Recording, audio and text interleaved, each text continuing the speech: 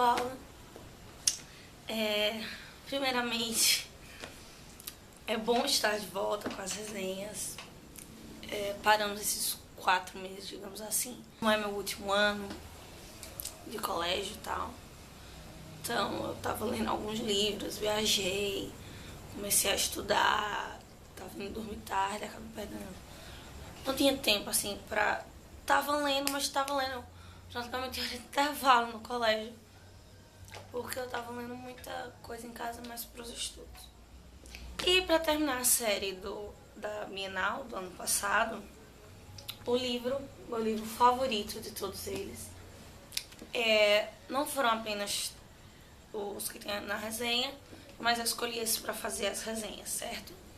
Em Nome da Princesa Morta, de Kenzie Murad. É muito, muito bom. Eu gostei muito assim da história dele, do tema, das reflexões que ele propõe. O que eu gostei muito é justamente porque todo livro você tem que ter capacidade de reflexão, mas ele traz algumas reflexões já nele mesmo bem profundas. Bem, no que consiste Em Nome da Princesa Morta? Kenzie Murad, ela é filha de Selma, que é a protagonista principal do livro. Uma princesa otomana na Turquia. Só que aí ela tem, infelizmente, fugir do exílio. O livro ele é dividido em 4 partes. A Turquia é o nome da primeira parte, são 17 capítulos, falando da vida dela na Turquia. O segundo é Líbano, 10 capítulos da vida dela no Líbano. O terceiro, as Índias. O terceiro é as Índias, dividido em 20 capítulos. E o último, a França, dividido em 7 capítulos. Na primeira parte, Turquia, é quando ela ainda é princesa otomana, na corte. E aí vai entrar bastante a questão religiosa, que é uma reflexão que eu achei muito propícia, muito interessante no livro. Nós que moramos no Ocidente, às vezes nós temos uma visão, às vezes não, a maioria das vezes, a visão, o senso comum que é formado é uma questão pejorativa enquanto às religiões orientais, principalmente o islamismo. Essa questão de extremismo, de ataque, terrorismo. Em qualquer religião sempre vai haver um grupo de 3 pessoas. As que praticam realmente a religião, seguem os princípios, aqueles que dizem ter e não seguem, e os que seguem, mas são radicais, são extremistas e acabam extrapolando os limites até mesmo dos próprios direitos humanos, e que nem a sua própria religião é a favor. E no caso dela, é o islamismo na Turquia. A Turquia, nesse período, ela é colonizada pela França, e ela tem 2 tias, Fehmiye e Fátima. Todas elas, também com a mãe e o avô, também como avô, eles foram presos. Passaram as tias e a mãe a juventude toda no exílio. E aí vai mostrar essa diferença entre as tias e a mãe. A mãe, ela é a mais centrada da família. Ela tem já uma... que mostra não só nela, mas em outros personagens. Não só devido à nobreza, mas a nobreza de caráter mesmo. Já tem um porte decisivo. De quem sabe o que quer, de quem não aceita discussão sobre o certo e errado. É certo, errado e pronto. Não tem mais uma continuação. E é isso também que no decorrer da história vai ser criada em Selma. Porque Selma, ela é muito quixotesca, ela é muito sonhadora.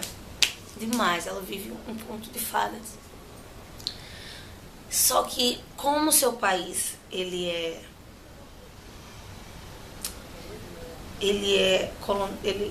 colônia, mas é livre. Como os ingleses europeus nessa época, já no neocolonialismo, eles não impunham, no caso da não poder praticar religião, não poder ter ali o centro, a monarquia da época, do local, que no caso aqui é o califado, que é o sultão vai ter ligação com o califado, que é a religião.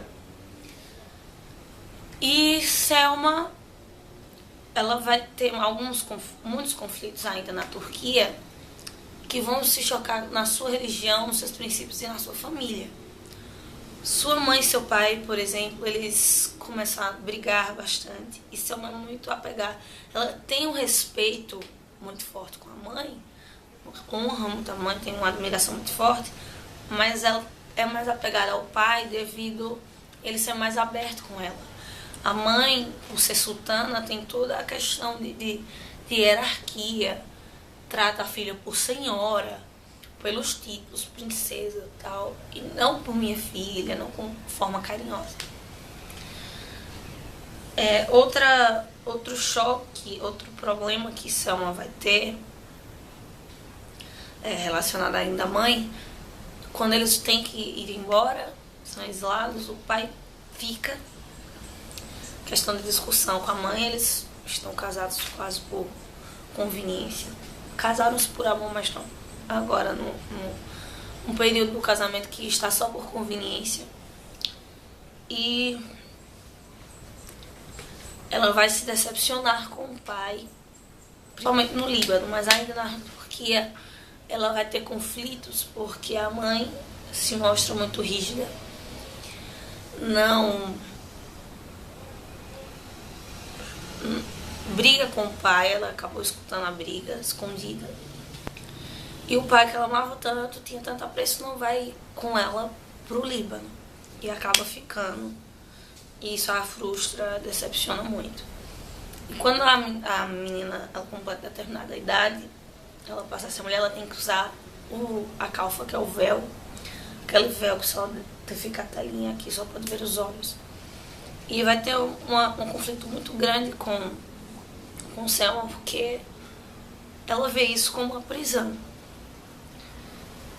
Ela acaba sendo uma mulher à frente do tempo, mas justamente por ela se decepcionar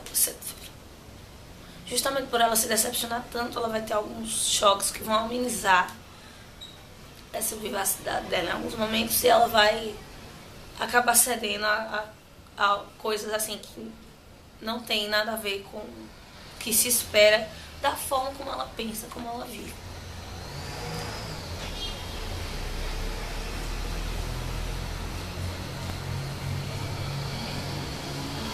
Uma coisa interessante ainda na Turquia, quando ela é criança, como está tendo a guerra civil, aí começam os alemães, no período da guerra civil, da Primeira Guerra, Segunda Guerra. Então, quando eles ainda estão na Turquia e começa a guerra, Selma faz suas orações a Allah todos os dias, pedindo para que ele venha terminar com a guerra. E uma questão bem peculiar, até mesmo para uma criança, é que ela pensa: se tem o Deus dos muçulmanos e tem o Deus dos cristãos, e nesta guerra só tem a Turquia de muçulmanos, todas as outras nações são cristãs, então deve haver mais crianças pedindo pela libertação, crianças cristãs, do que crianças muçulmanas. Então Selma, no Palácio de Ortokay, que é onde ela vive, ela convoca todos os filhos dos serviçais, dos generais, dos criados, das princesas que vivem ali, e todas as manhãs e tardes ela monta no pátio um local de oração, e eles passam a tarde inteira orando, fazendo suas petições a Allah para que os muçulmanos ganhem a guerra. Há um destaque ainda na Turquia, que é a Rosa de Ouro, Mustafa Kemal, que é um grande general pelo qual estava apaixonado pela prima de Selma, e Selma se encanta com a bravura dele e sonha, como criança ainda, casando com ele e tal. E todos esses devaneios de princesa ela acaba tendo pelo general. Mas toda a família otomana também ela tem uma esperança nesse guerreiro. Só que por questões políticas ele acaba se distanciando desse princípio, toma o poder e expulsa a família otomana da Turquia. E aí vem a segunda parte do livro, que é no Líbano. No Líbano, Selma tem agora mais conflitos, principalmente com ela mesma, porque ela estuda numa escola de freiras, tem uma educação cristã, e a história naquela época era ensinada como seu tataravô e seu bisavô sendo loucos. A questão de que a história em países de predominância cristã é ensinada como a Europa, essa visão Europa no centro do mapa mundo e tudo mais. Então, o que era passado é que a Europa era as grandes potências, grandes nações, e essa visão pejorativa dos muçulmanos. No livro, ela destaca que esses parentes de Selma, eles tinham doenças crônicas, que seu avô também teve. Só que as pessoas do lado oposto diziam que eles eram loucos. Para o Líbano, seu pai fica, como eu já havia mencionado, irmão Selma, sua mãe, seu irmão Hayri, Zeynel, que é o eunuco, Zeynel, que é o eunuco, e duas calfas, que são serviçais.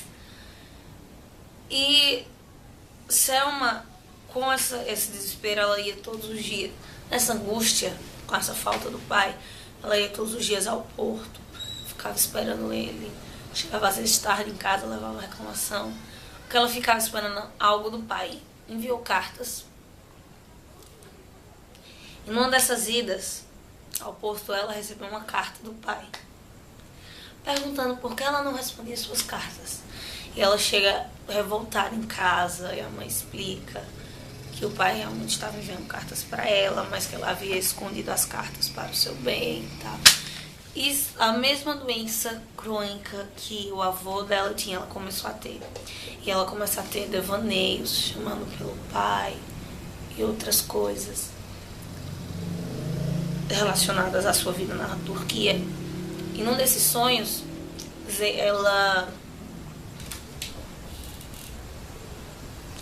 num desses devaneios, ela começa a chamar pelo pai. E Zeynel, o eunuco, foi vê-la como ela estava, foi ao quarto vê-la como estava. E ele pega ela na hora do devaneio, ela abraça ele, diz que vai estar tudo bem. E além do livro faz uma confissão. Zeynel falando com Selma, e diz que ele é o pai dela.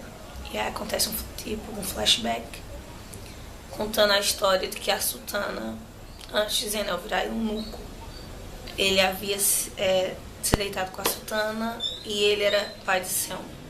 Como Selma era ruiva, sua mãe morena, e seu pai também ruivo, seu pai, no caso Beyaire, acreditaram, todo mundo achou natural, é filha do marido da sultana, é a cara ali, mas na verdade era filha do eunuco. E quando Selma acorda do devaneio, Zeynel estava ali contando a história pra ela enquanto ela estava no devaneio. E quando ela acorda, ela ri pra ele e diz: eu sonhei que você era meu pai. E ele brinca lá, risadas amargas.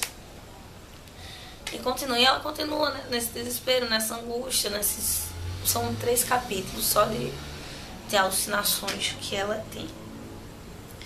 Só que aí no colégio ela conhece a Mal. A Mal é uma libanesa, princesa também, princesa do Líbano. Então, no colégio, ela se apega a Mal, e a Mal a ela, justamente porque são 2 estrangeiras. No caso de Mal, ela era libanesa, mas ela era de uma região distante, que tinha a família imperial. Ela teve que ser levada para lá por causa de questões de rebeliões também. E elas começam a se identificar, se tornam muito amigas. Selma machuca o pé e o tio dela vem falar com ela. O tio dela havia se casado, era um governador famoso. Selma aparece nos jornais e tudo. Ela começa a conquistar as outras pessoas por desafiar uma menina que comandava a escola. E ela machuca o pé, mas mesmo assim machucando o pé, ela consegue vencer a garota. E ganha o respeito de todos, inclusive da garota, que torna-se amiga dela. Mas uma amiga porque realmente elas se pareciam muito, por isso que elas brigavam anteriormente. E a Mal fica com ciúmes e tal, mostrando a inocência.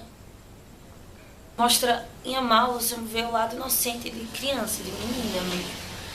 Mas por outro lado, em Selma, ele deixa esse paralelo bem fixo, de que ela já é a sua mentalidade, a forma como ela vive, como ela lida com as pessoas, como ela manipula também, a questão é bem adulta, justamente pela forma como ela acaba vivendo. E ela vai para um jantar com a Mal e acaba se apaixonando pelo primo dela. E a Mal aconselha ela que ela não se apaixone por esse primo, que ela não vá na onda dele, que ele não levava nada a sério, que ele acaba terminando o namoro e tal. E Selma acaba se frustrando com ele. Só que Selma assistiu muitos filmes e começa a ter uma vida totalmente diferente de uma princesa otomana. A sultana não priva ela das coisas por não estar em seu país, por ela não ter, ela está com a saúde já bastante debilitada. E dali, ela vivendo no Líbano, ela não se sente tão bem quanto ela estaria vivendo na Turquia. Uma questão também forte é que a sultana, ela foi convidada para vários chás, mas ela se recusava a ir, não foi a nenhum, não compareceu a nenhum. As pessoas iam na casa dela, ela recebia, mas ela não ia à casa das outras pessoas. Porque durante muito tempo eles receberam muitos convites. Porém, eram convites que apareceram só depois que Selma saiu no jornal com o tio. Porque soube-se que ela era uma princesa, tinha sangue real, e aí as pessoas começam a se interessar, gostar deles por interesse. Eles moravam em tipo um cortiço para uma família real, mas e as pessoas do cortiço, elas começam a criticar muito a sultana porque ela deixa Selma circular sem o véu. Ela dá muita liberdade à filha, a filha se veste à europeia, a filha chega a hora que quiser em casa, tem horários mais tardes para chegar em casa. Então ela começa a ser mal vista. E Selma vive em festa com o Mal, que leva ela para vários lugares depois da solidão com o pai. Ela corta o cabelo, ela começa a se maquiar diferente, ela muda as roupas, ela sonha agora em ser atriz. Um diretor hollywoodiano vem até ela, convida, mas devido à sultana não permitir, ela infelizmente não vai. E ela começa a ter uma vida muito monótona. E quando ela se frustra com essa vida monótona, ela conhece o primo de Amal e vai pro oposto, começa a ver intensamente e cai de novo. sofre de novo, vira na monotonia de novo, devido à sua frustração. Até que então a Sultana fica insistindo com ela, não insistia tanto, mas começa a insistir mais na questão de casar. Como ela era muito relutante, ela vai, tem um dia que a Sultana vem com bem muita delicadeza, muito tato, pra conversar isso com a filha, e a filha disse qualquer um que a senhora quiser, um caso.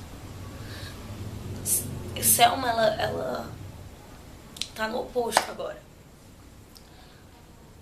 A vida que ela tinha antes de sonho, de quebrar paradigmas, de querer fazer as coisas, de mudar as consequências, as várias frustrações e decepções que ela passa, ela acaba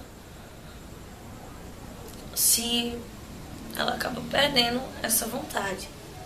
Quando ela vai para Hollywood, quando ela ganha a proposta de ir para Hollywood, ela continua a sonhar, mas mais uma vez ela perde a oportunidade de ser independente, de conquistar o que quiser. Então ela acaba se cansando muito dessa vida de eu tô buscando as coisas, eu tô sonhando, eu tô almejando, mas eu nunca consigo chegar lá. Nem o que eu tinha antes eu acabei perdendo. Então ela acaba aceitando e a mãe arranja um príncipe indiano, muçulmano, e eles começam a trocar correspondência. Selma, ela começa a maravilhar-se com ele, que ele é ativo, ele tá também lutando pela independência inglesa na Índia, porque não é na Índia mesmo, é uma grande região rural. E ela começa a se encantar, eles começam a trocar cartas, e ela fica imaginando agora, lutando ao lado dele, sendo importante ao lado dele, para buscar essa liberdade para o povo, que é a vida que ela sonha, uma vida de liberdade.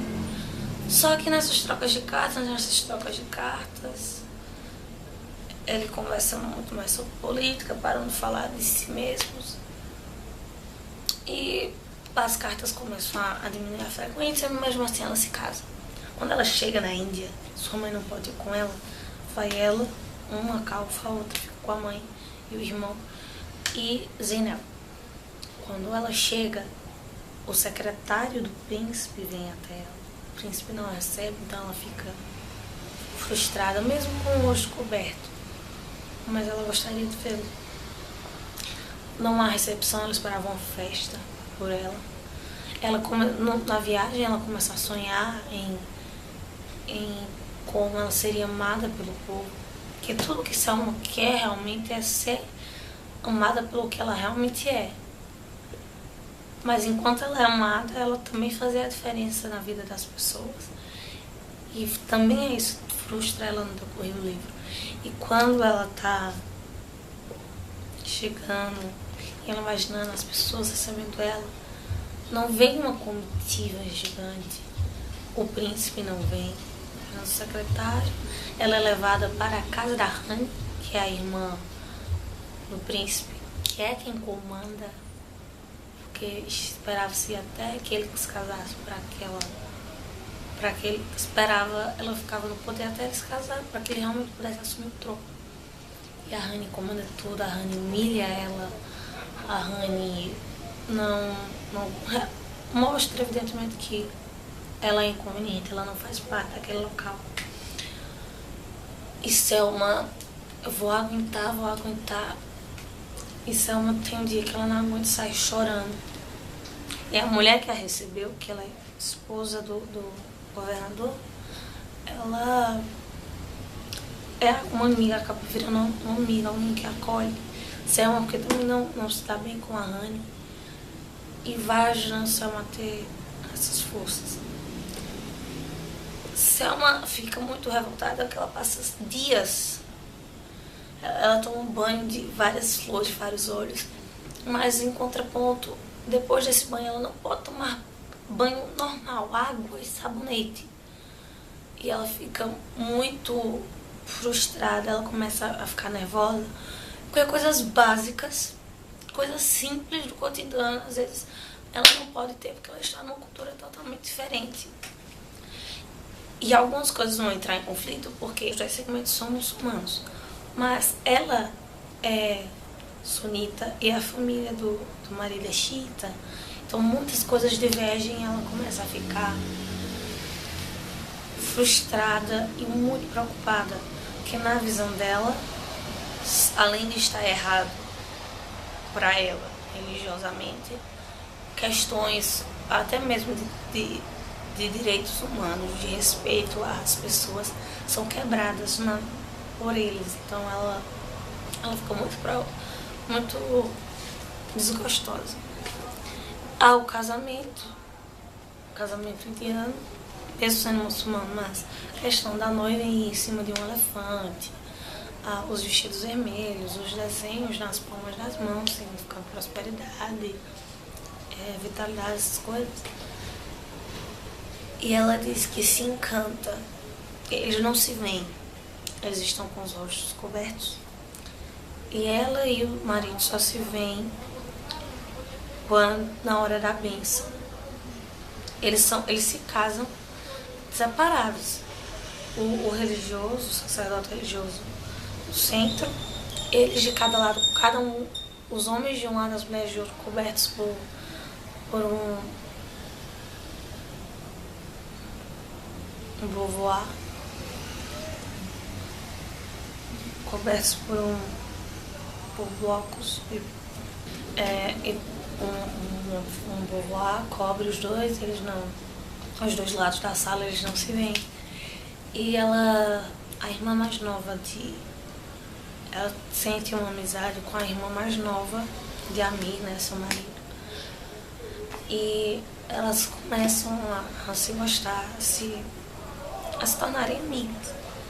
E a Hani, a Hani Aziza, que é a irmã mais velha, ela é muito rígida. Ela sorri na hora do casamento. Você mandar um sorriso pra mostrar, eu tô bem, pra não ficar na cara que ela tá se sentindo desagradável.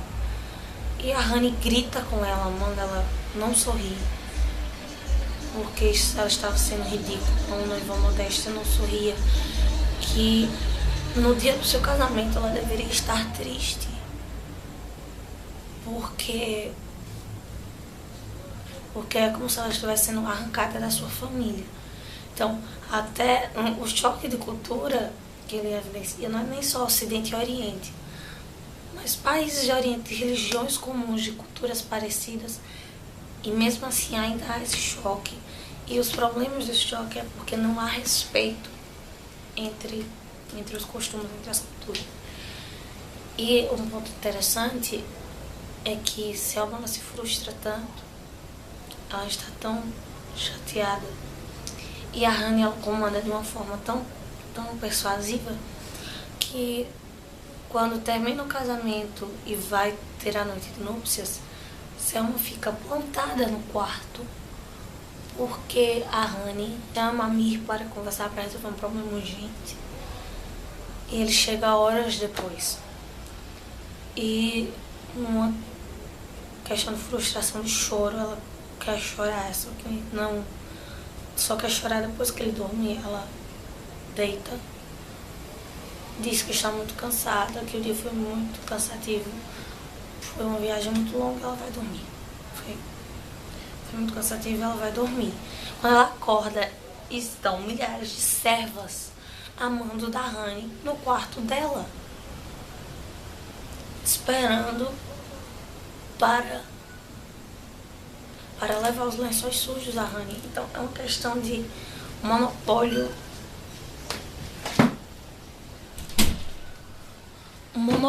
falta de respeito, ridículo, que ela começa a sentir mais sufocada. Outras questões que tem são rituais do um milênio, um século, se não me engano, da morte de um dos netos do profeta Muhammad, lá que eles acreditam, que ela fica chocada porque são festivais em que as pessoas se matam, que as pessoas se cortam, sangram horrores, gritam, machucam os outros, e as pessoas ficam sacadas das casas mastigando uma droga, o pan, e rindo e conversando como se aquilo ali fosse normal. E até para ela mesmo, que é muçulmana, ela não concorda com aquilo, ela fica frustrada e ela vomita. E a Hani caçoa dela e tal. E ela começa a se frustrar muito porque o marido, no segundo dia de casados, ele vai para um lugar e ela fica sozinha, só se vê de noite. E ela começa a se sentir sufocada, negligenciada. Ela não se sente bem. A Calfa, que ela foi com ela não aguenta mais a Calfa, porque tudo que a Calfa faz é reclamar, se torturar, se lamentar. Isso frustra ela. Uma noite, antes do casamento, ela está com o Zeinel e a Calfa cantando no quarto. E todos vêm reclamar, porque ela está cantando, porque ela está festejando. Até a Vahani vem de uma forma diferente, se mostrando amiga, que na verdade não era, mas querendo mostrar que elas eram superiores. Mas elas não podiam fazer aquilo que os outros não iriam entender. Então, só ela vai se sentindo sufocada. Ela não pode fazer algo porque ela é taxada como sendo menor e ela é proibida de fazer por causa dessa tal hierarquia inexistente às vezes, mas que é imposta. Ou porque por ela ter um cargo maior, por ela ter um patamar maior, ela não pode fazer, senão pode ofender ou pode confundir a cabeça dos que estão abaixo dela. Então é a mesma coisa dela continuar abaixo deles, porque ela acaba sendo submissa à ignorância dos outros. Então é uma questão que faz ela ter mais saudade ainda de Istambul. Quase sempre está ali a questão da nostalgia, que ela quer voltar para Istambul. A terceira parte, que são as Índias, tem 20 capítulos e começa a partir do casamento de Selma, quando ela viaja para as Índias para se casar. Por último, a quarta parte, que é a França, o 7º capítulo, ela também novamente tem que sair de outro lugar, ir para um lugar desconhecido, mas era um lugar que ela sonhava. Ela, para a França, Paris, ela sonhava, ela era adolescente, ia ir para lá. Mas agora ela é casada, num casamento que não a satisfaz, por conveniência, ela quis sair. O interessante é que Selma, ela busca o casamento para sair do Líbano, para sair da sociedade monótona e ufânica do Líbano, mas que acaba sem ter expectativa de vida. E ela acaba virando uma privação maior do que ela tinha na Turquia. E ela se frustra. E quando eles vão para a França, ela casada, com Amir e grávida. E são curtos, 7 capítulos. E quando ela vai, que uma questão interessante é que a filha, Selma na França, quando eles vão para a França, ela está grávida, tem a menina, mas ela morre. E Zeinel, transtornado, chorando, diz a Amir, as últimas palavras de Selma, que foram: perdão, Amir, a criança, eu menti. Bem, foram pausadas, morrendo. Orhan, que é o primo de Selma, ele vai até o consulado da Suíça, entrega um cartão que tem em nome da princesa morta. Então, que foi entregue ao Rajá. E aí o Rajá descobre que Selma havia morrido e que ele tinha uma filha, que era a menininha que no parto Selma morreu. E foi mais uma tentativa dela sair. Ela se envolve com outra pessoa para tentar buscar outra vida de acordo com os seus sonhos também. E ela acaba morrendo e se frustrando novamente.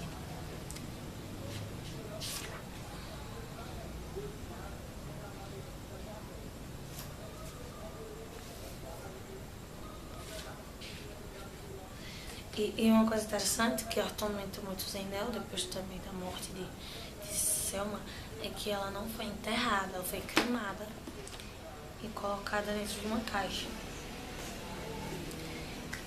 E uma coisa que o livro mostra é essa questão do medo. Às vezes você quer buscar uma coisa, você quer ir além. Às vezes você nunca vai conseguir, mas você tem que tentar. E a questão é que, mesmo que você passe por cima de algumas coisas que você sofra, mas se você realmente quer aquilo, você tem que ter coragem de ir atrás, você tem que enfrentar, que quebrar paradigmas, quebrar tabus, quebrar as barreiras que vão ter na sua frente. E não desistir, porque a questão de Selma é que sempre ela pulava, passava um obstáculo, mas quando chegava um mais alto e ela quebrava a cara, ela parava. Ela não buscava outra forma de conquistar aquilo que ela queria. E ela buscava a felicidade. Infelizmente, a mulher, naquela época, principalmente naquela religião, ela estava fadada a isso. Ela iria buscar a sua liberdade em outras pessoas. A sua vida de sonhos, de conquistas que ela queria em outras pessoas. E foi o que levou ela a esse trágico momento. Diz bem essa questão do respeito. Você sempre melhorar o que você é, sempre buscar dar o seu melhor, fazer o seu melhor, amar as pessoas realmente. Você vai frustrar às vezes as pessoas, você vai fazer as pessoas sofrerem, mas sempre buscar fazer o melhor. Nós vamos errar, nós erramos. O ser humano está fadado ao erro, mas não o erro eterno, não sempre o erro, mas o erro também como uma forma de recomeço, de mudar as coisas, de se tornar uma pessoa melhor. Eu sinceramente amei. Não tem como contar tudo do livro aqui. Então, eu espero que vocês tenham gostado. Não é como contar tudo do livro, mas eu espero que vocês tenham gostado. É um livro fantástico. Ele tá praticamente todo... Tem muita coisinha arriscada nele, porque sempre é um comentário, uma coisa que leva algo bem... E uma questão, bem, só pra frisar, quando ela tá na Índia, ela vai orar. Vai numa mesquita orar e ela é privada porque ela é mulher. E ela se revolta, diz que é bisneta do Pachá, é bisneta do califa, que o califa é o líder espiritual, e briga e tal, e mesmo assim ela é expulsa. Então ela fica... o que fica frustrada, e ela reclama justamente que até o fato de você seguir sua religião, ninguém pode ninguém pode privar você disso. Se tem algo impedindo você, você vai estar se bloqueando, porque jamais vai existir obstáculo. Por mais que, por exemplo, tem lugares que não pode exercer a sua religião, que você não tem, em que não há liberdade religiosa, mas isso não pode fazer com que você deixe de acreditar no que você tem como princípio, você falhar com seus princípios. Aí é uma questão sua de caráter mesmo.